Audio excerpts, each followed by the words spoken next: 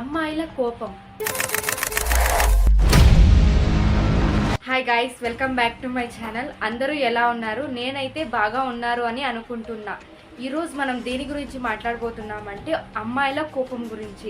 అమ్మాయిలు ఎందుకు కోపం చేసుకుంటారు, ఎలా కోపం చేసుకుంటారు అనే దాని గురించి ఈరోజు మనం మాట్లాడబోతున్నాం. ఏ లాజిక్ లేని కోపం అంటే అది అమ్మాయిలదే. ఎందుకు కోపం చేసుకుంటారు అని అడిగినా కోపమే.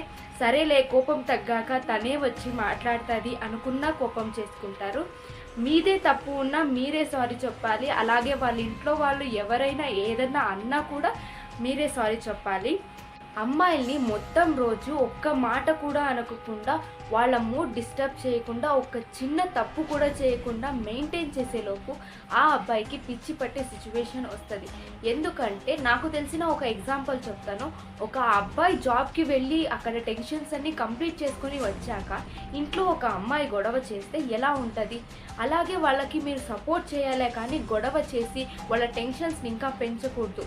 ఏదో కొంచెం ప్రేమగా మాట్లాడి ఎలా ఉంది, ఏం చేశారు, ఆఫీస్లో ఏమేమి అయ్యింది అని అడగాలే కానీ టెన్షన్ పెట్టకూడదు వాళ్ళని. మీరు కొంచెం అబ్బాయిల్ని అర్థం చేసుకోవడానికి ట్రై చేస్తే, ఒక అమ్మాయిలా కాకుండా ఒక అమ్మలా ట్రీట్ చేస్తే వాళ్ళు మీ దగ్గర చిన్న పిల్లవాళ్ళు అయిపోతారు. And we have to support them. ఎందుకంటే ఒక అబ్బాయి అన్ని టెన్షన్స్ కంప్లీట్ చేసుకొని వచ్చాక మీరు ఇంట్లో గొడవ చేసినా మీకు సారీ చెప్పి మీకు ఏది కావాలంటే అది కొనిచ్చి మీ మాటలన్నీ వింటారు కదా, అందుకే గ్రేట్. అందుకని నేను అమ్మాయిలు గ్రేట్ కాదు అని చెప్పట్లే, వాళ్ళు గ్రేట్.